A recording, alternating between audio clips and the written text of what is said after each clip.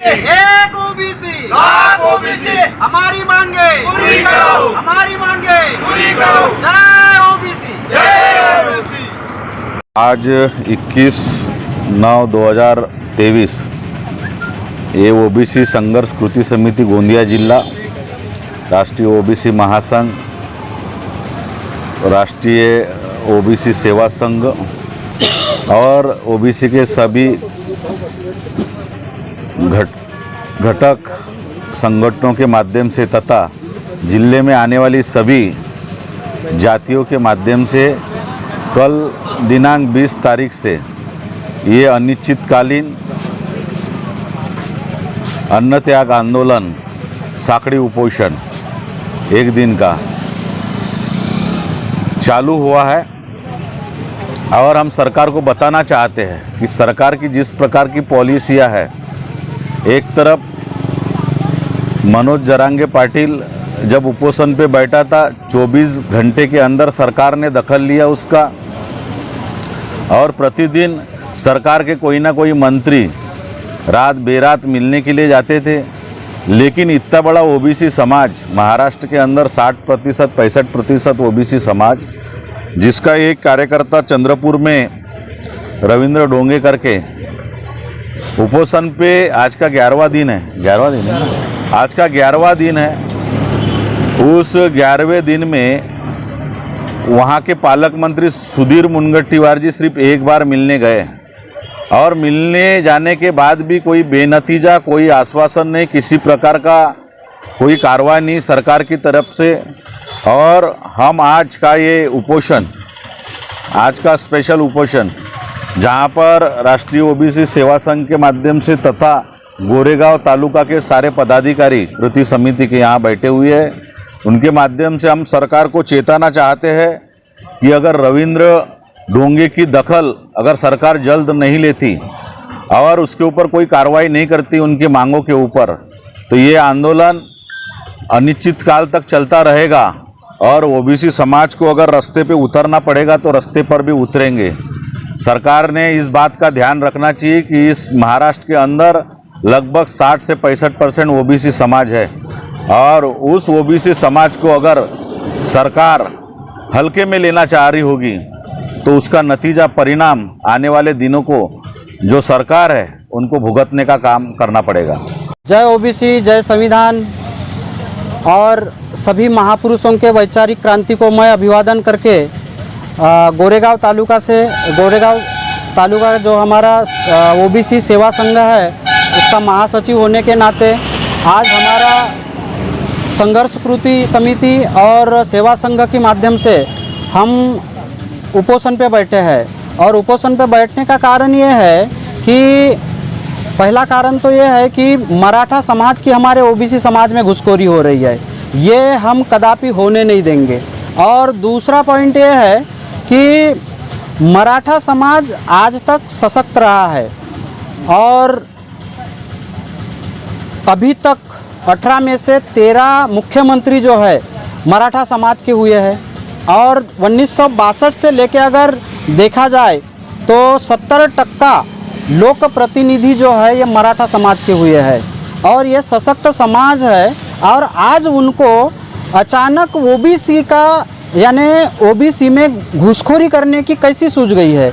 और मेन बात तो ये है कि ओबीसी में जो कुणबी समाज आता है वो कुणबी समाज का प्रमाण पत्र मांग रहे हैं, और वो प्रमाण पत्र अगर उसको सरकार ने जाहिर भी कर दिया, जाहिरनामा भी निकाल दिया, शायद जीआर बोलते हैं, वो भी निकल गया है कि उनको कुणबी प्रमाण पत्र दिया जाए करके। यानी इतनी बड़ी साजिश के तौर पे काम चल रहा था। और आज एक अकेला इंसान मराठा समाज रास्ते पे नहीं उतरा है, लेकिन वो एक इंसान एक गांव में जरांगे पाटिल बैठा है और वो पूरे प्रशासन को हिला दिया है। ऐसा कभी नहीं होता शासन प्रशासन में, लेकिन ये सोची गई जानबूझ के साजिश थी ओबीसी के वोटर्स बटोरने की। और ओबीसी को अभी तो धक्का और ज़्यादा लगने वाला है, क्योंकि ओबीसी हमारा बांधव जो है ये समझ नहीं रहा है, ये हमको बहुत खंत है। लेकिन अभी इस माध्यम से पूरा हमारी जो सरकार का मनुवादी सरकार का एजेंडा जो चला रही है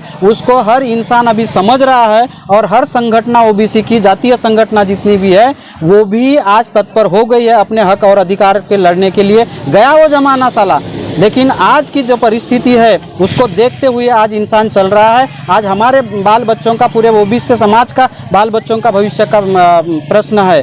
तो इसके लिए हम कदापि उनकी घुसखोरी हमको मंजूर नहीं है। तीसरा पॉइंट ये है कि आज गोंदिया ज़िले में अचानक, पता नहीं गोंदिया ज़िले में ही है क्या और अन्य ज़िलों में भी वैसे ही हुई है, जो पुलिस पाटिल भर्ती हुई है, तो पुलिस पाटिल भर्ती में ये रोस्टर जो बना है वो गलत है। क्योंकि वहाँ बहुत सारी ओबीसी की जगह आने वाली थी। वो पहले पुराने जो पुलिस पटेल थे वो जनरल के सीट से उनको नियुक्ति पत्र उनको दिया गया है, लेकिन उनकी जो कास्ट अभी दिखाई गई है वो ओबीसी में दिखाई गई है।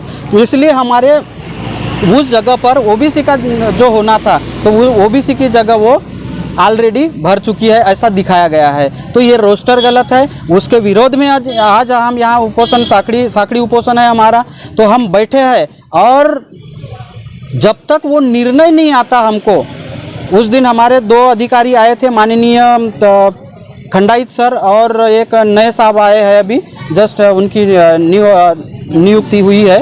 तो खंडाइत सर ने भी, उन्होंने भी वक्त दिए थे गुरुवार और शुक्रवार का, और शायद बुधवार और गुरुवार का दिए थे।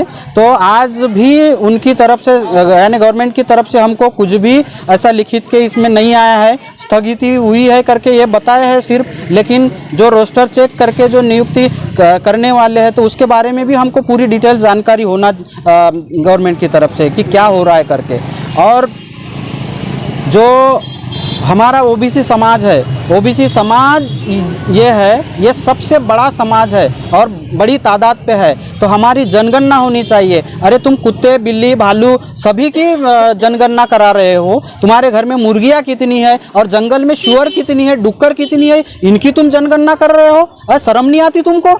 इस भारत देश में क्या हो रहा है? और हम तो इंसान है साला, इंसान की जनगणना जब नहीं कर रहे हो, हमारे सिर कितने हैं ये हमको मालूम नहीं है ओबीसी को। और ये इतनी बड़ी शोकांतिका आज इस देश पे मंडरा रही है, और फिर भी हमारा भाई ओबीसी भाई कुछ ना कुछ परसेंट में आज जागा हुआ है। तो उसको अपने हक अधिकार की जानकारी मिली है, हमारे हक और अधिकार का हनन कैसे हो रहा है ये उसको पता चल रहा है। उसके माध्यम से ही आज हम यहाँ उपोषण पे बैठे हैं। और ये उपोषण, अगर ये हमारी मांगे अगर पूरी नहीं होती तो आगे चल के वो हमारे रविंद्र जी टोंगे बैठे हैं चंद्रपुर में, आज उनका आमरण उपोषण है और उनकी तबीयत हर दिन बिगड़ते जा रही है, लेकिन शासन प्रशासन ने उसकी दखल नहीं दी है। माननीय मुनगंटीवार साहब आए थे एक दिन, लेकिन उसके बाद में कोई भी अधिकारी वहां दखल नहीं दिया है। और वो एक मनोज जरांगे पाटिल, उनके वो अकेले इंसान के लिए पूरा शासन प्रशासन हिल गया। और मुख्यमंत्री साहब ने भी, ये कंत्राटी मुख्यमंत्री जो जा रहे हैं ना, अभी